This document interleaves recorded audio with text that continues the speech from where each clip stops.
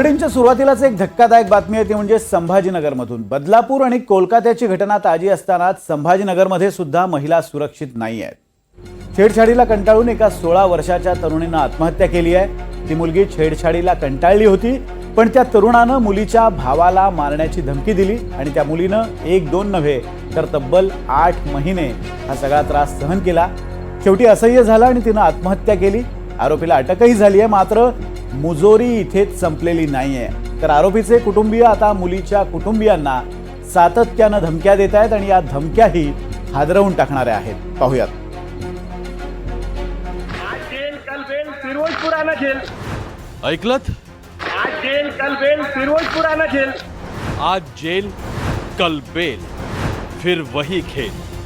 हे वाक्य उच्चारणाऱ्यानं ते का उच्चारलं, कुठं उच्चारलं आणि कुणाला उद्देशून उच्चारलं हे जेव्हा तुम्हाला समजेल तेव्हा तुमच्या तळपायाची आग मस्तकात जाईल। आज जेल कल बेल फिर वही पुराना जेल। छत्रपती संभाजीनगरच्या ओव्हर गावातला हा व्हिडिओ आहे। व्हिडिओमध्ये धमकी देणारा मुजोर तरुण आहे जब्बार गफार पठाण, आणि त्यानं असं धमकी देण्याचं कारण आहे त्याच्या चुलत भावाला झालेली जेल। ओव्हर गावातल्या 16 वर्षीय मुलीने कासिम पठाण नावाच्या तरुणाच्या जाचाला कंटाळून विहिरीत उडी घेऊन आत्महत्या केली। या प्रकरणी पोलिसांनी आत्महत्येला प्रवृत्त केल्याचा गुन्हा दाखल करून कासिम पठाणला अटकही केली, पण त्यानंतर कासिम पठाणचा चुलत भाऊ जब्बार पठाणनं पीडित तरुणाच्या घरासमोर अशी धमकी दिली। आज जेल कल बेल फिर वही पुराना जेल। त्याच्या या विधानाचा अर्थ काय आहे हे सांगण्यासाठी कुणा तज्ज्ञाची गरज नाहीये, आणि त्यामुळे संतप्त गावकऱ्यांनी काल संभाजीनगरच्या हर्सूलमध्ये आंदोलन करून आत्महत्येला प्रवृत्त करणाऱ्याला कठोर शासन करा आणि कुटुंबियांना धमकावणाऱ्याला अटक करा अशी मागणी केली। एकालाच अटक केली त्यांनी। आज तिसरा दिवस उगला, तेच म्हणे आम्ही येतो म्हणे अटक करायला, अजून अटक झाली नाही त्यांना।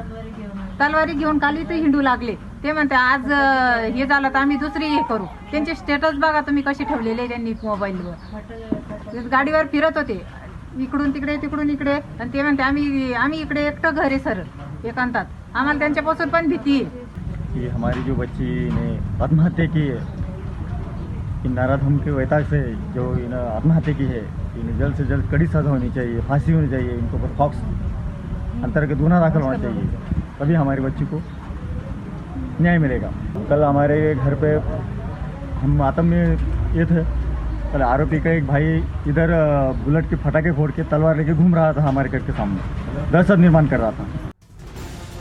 आधी भावाची हत्या करण्याची धमकी दिली, त्यानंतर बहिणीनं विहिरीत उडी मारून जीव दिला, आरोपीला अटक झाली, मग आरोपीच्या चुलत भावाने कुटुंबाला धमकी दिली। आधीच आपली लेक गमावल्याचं दुःख उराशी कवटाळून धमक्यांच्या दहशतीत असलेल्या कुटुंबाला आधाराची जितकी गरज आहे तितकीच गरज ही डायलॉगबाजी करून कुटुंबाला धमकावणाऱ्याचा बंदोबस्त करण्याची आणि ही मुजोरी ठेचून काढण्याची जास्त गरज आहे।